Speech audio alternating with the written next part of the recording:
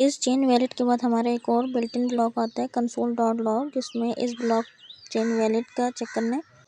अब कोड में देखें तो ये हमारे पास ये वाली लाइन है कंसोल डॉट लॉग में, जिसमें हम लोगों ने चेक करना है कि ये जो ब्लॉक चेन हमने क्रिएट की ये वैलिड है या नहीं। ये हम जब रन करेंगे तो हमें फिर पता चलेगा इसका कि ये वैलिड है या नहीं। इसके बाद हमारा जो नेक्स्ट ब्लॉक आता है वो डेटा टेम्परिंग का आता है कि VS Code dot chain 1 dot data tampering data का आ जाता है हमारा ब्लॉक। ये कोड देंगे तो हमने इस कोड में हमने टेम्पर किया है चेन 1 का डेटा, मतलब कि उसकी डेटा चेंज किया है, अमाउंट 4 से अमाउंट 1000 कर दिए, तो उसका डेटा चेन 1 का डेटा टेम्पर हुआ, चेंज हुआ है।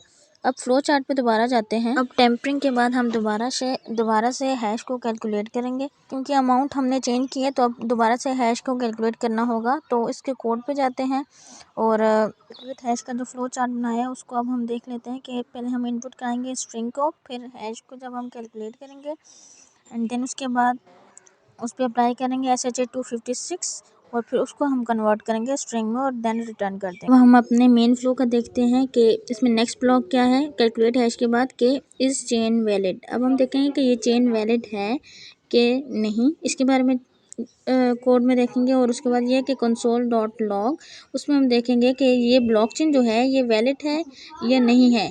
तो उसका चलने कोड में देख लेते हैं कि किधर हमने ये कंसोल डॉट लॉग का किया है।